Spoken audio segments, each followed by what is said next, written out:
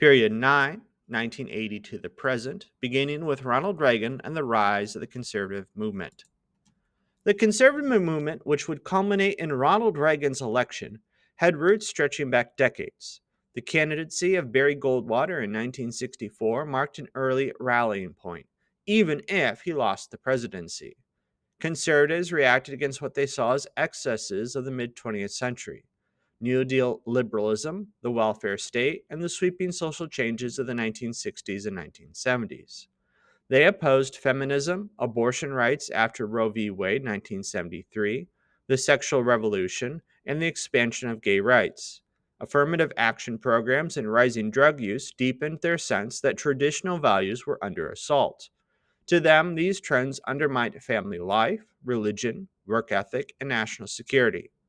This backlash gave rise to the, quote, moral majority founded by Reverend Jerry Falwell and to the larger religious right. Together, these groups became an influential force in politics, channeling cultural anxiety into organized political activism. The election of Ronald Reagan in 1980 was the great milestone of this conservative resurgence. Reagan represented the new right, which opposed a large federal government. Conservatives attacked liberal entitlement programs, arguing that welfare spending was counterproductive, encouraging dependence rather than alleviating poverty. Yet Reagan's message had to be carefully balanced. While many voters favored smaller government, they also valued programs like Social Security and Medicare, which remained politically untouchable. Reagan's genius lay in voicing frustration with government while reassuring Americans that essential safety nets would not disappear. Reagan's economic philosophy, soon known as Reaganomics, was rooted in supply side economics. The idea was simple: cut taxes, especially for the wealthy and businesses, to encourage investment. Wealth would then, quote, trickle down to the rest of the society. He also championed deregulation, reducing government oversight in industries from banking to airlines. Meanwhile, unions weakened further as manufacturing jobs disappeared and policies tilted against organized labor. Despite promises of fiscal responsibility, Reagan never balanced the budget. His tax cuts combined with soaring defense spending led to large deficits. The national debt, which had been relatively stable, began an upward climb that would continue for decades. In foreign policy, Reagan was firm in opposing communism. He labeled the Soviet Union the, quote, evil empire, signaling a new assertiveness. His administration carried out limited interventions, such as sending troops to Grenada in 1983. At the same time, Reagan's relationship with Soviet leader Mikhail Gorbachev opened a path towards reducing tensions. The two leaders forged agreements and, in doing so, began to turn the tide of the Cold War. Reagan also poured money into the military, proposing the Strategic Defense Initiative, a futuristic missile defense system dubbed, quote, Star Wars. Though it was never built as envisioned, it symbolized his willingness to invest heavily in defense to pressure the Soviets. Reagan's broader foreign policy became known as the Reagan Doctrine, the idea that the U.S. would actively support anti communist movements worldwide. In Nicaragua, the U.S. backed the Contras against the Marxist Sandinistas, even after Congress passed the Boland Amendment restricting aid. In Grenada, Reagan sent Marines to oust pro-Cuban regime and restore a government aligned with Washington. The most damaging scandal was the Iran-Contra affair. Administration officials secretly sold weapons to Iran and used the proceeds to fund the Contras.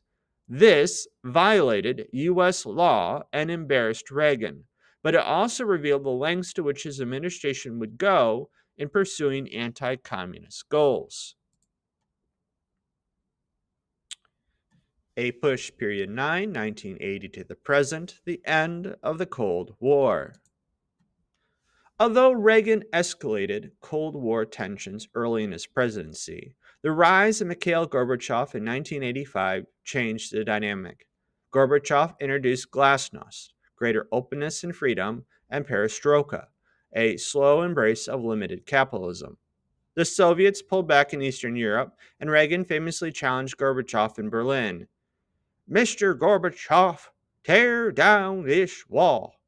In 1987, the two leaders signed the Intermediate Range Nuclear Forces Treaty, a landmark in arms control. What had begun as confrontation turned into diplomacy, and the Cold War's end was now in sight. George H.W. Bush, elected in 1988, faced his greatest foreign policy test in the Persian Gulf. In 1990, Iraq's dictator Saddam Hussein invaded Kuwait.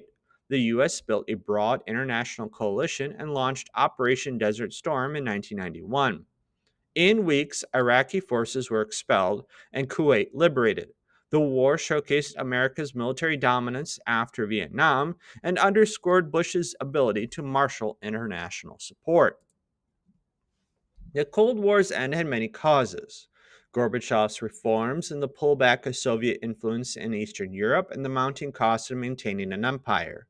Increased U.S. military spending under Reagan and diplomatic initiatives also played a part. In 1991, the Soviet Union dissolved, leaving the United States the sole superpower. This forced Americans to ask, what was the nation's role now? The answer would come swiftly after September 11th, 2001, when focus shifted away from communism to terrorism.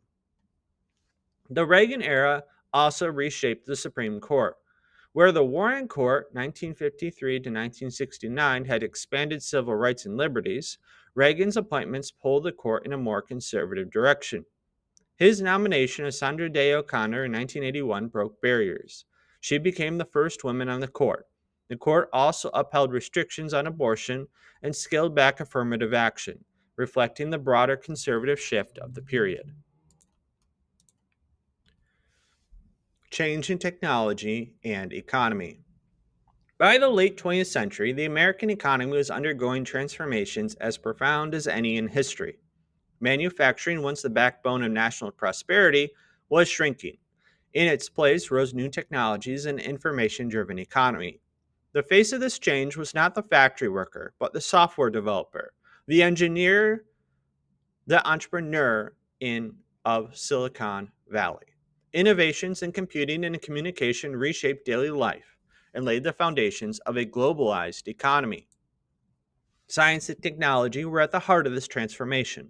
Digital communications expanded American participation in global markets, allowing businesses to operate across borders with unprecedented ease. Technological innovations, from personal computers to mobile phones to the internet, transformed daily life. They opened access to information and created entirely new social networks and behaviors. But the changes also created winners and losers. Employment shifted toward the service sector while manufacturing jobs declined. Union membership fell, and though productivity increased, real wages stagnated for much of the working and middle class. Economic inequality widened, raising questions about the very character of American prosperity. The 1990s became synonymous with the tech boom. Internet adoption soared. Venture capital flowed into startups, and a new word entered the vocabulary: dot com. Stock markets surged as investors gambled on the limitless potentials of the digital age. Yet speculation raced ahead of reality. By the early 2000s, the dot com bubble burst, wiping out billions in paper wealth. Still, the infrastructure and culture of the internet remained ready to fuel the next wave of innovation. The episode illustrated both the exuberance and volatility of America's new economy. The economic picture of the 1990s was uneven. Unemployment declined steadily through much of the decade, falling to levels not seen in a generation. The recovery was fueled by growth in technology and finance, along with globalization. But recessions returned in the early 2000s and again after 2008, reminding Americans that prosperity was fragile. Migration and immigration, 1990s and 2000s. Alongside economic change came demographic shifts. The U.S. population was on the move, both within the country and from abroad. Migration reshaped the map. bringing new cultures, new challenges, and new opportunities.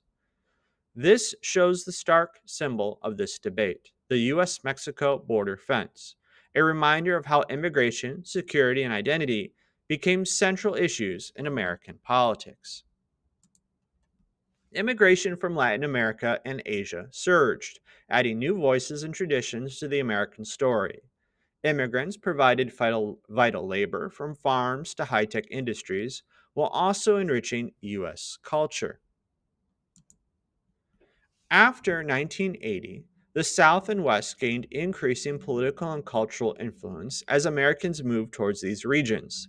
Cities like Houston, Phoenix, and Atlanta grew rapidly, shifting electoral power with them.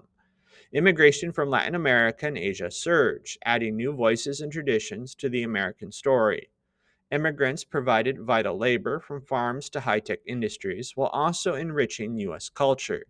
Yet with these changes came intense debates over immigration policy, diversity, gender roles, and the definition of family. These arguments reflected not only the present, but the long American struggle over identity who belongs and on what terms. Immigration policy reflected the nation's early ambivalence.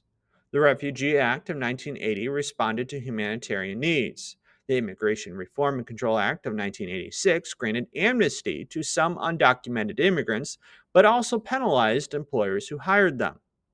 The Immigration Act of 1990 expanded visas and revised preferences. But later, the IIRIRA of 1996 increased enforcement, reflecting rising anxieties. In the 2000s, measures like the Secure Fence Act of 2006 and debates over DACA and border walls revealed deep divisions. From Reagan through Trump, immigration remained a defining and divisive question of American life, a constant negotiation between openness and restriction. The new century began with images that seared themselves into memory. The September 11th, 2001 attacks. The destruction of the World Trade Center and the strike in the Pentagon transformed America's sense of security. Foreign and domestic challenges now converged: terrorism, wars abroad, debates over liberty at home, economic instability, and cultural division. The towers burning here encapsulates how the century's challenges would both be immediate and enduring. After 9/11, the United States embarked on a war against terrorism. Troops went to Afghanistan and later Iraq, launching what became America's longest wars. At home, efforts to improve security often raise questions about civil liberties and human rights. Abroad, conflicts in the Middle East and debates over climate change fueled concerns about energy dependence and the environment. Yet, despite these challenges, the United States remained the world's leading superpower, its influence unmatched even in times of strain. The war in Afghanistan from 2001 to 2021 cost trillions and ended with the Taliban's return to power, even as Al Qaeda was broken. The war in Iraq from 2003 to 2011 overthrew Saddam Hussein, but unleashed sectarian conflict among Shia, Sunni, and Kurds. Thousands died, and the cost soared into the trillions. Out of this chaos in the Middle East rose ISIS. Between 2013 and 2017, ISIS seized territory in Iraq and Syria before being defeated by a coalition of Middle Eastern and Western nations. These wars defined America's foreign policy in the early 21st century and reshaped its image abroad. Beyond war, America faced economic recessions in 2001 and 2008, the COVID 19 pandemic, and deepening political polarization. The Patriot Act raised concerns about surveillance and liberty. Social media transformed communication and politics. The phrase, quote, America first, captured new debates over global engagement. And yet the question remains: what comes next? Next, consider what challenges will define the future and how will America respond. History doesn't repeat, but it does rhyme. Here ends the video.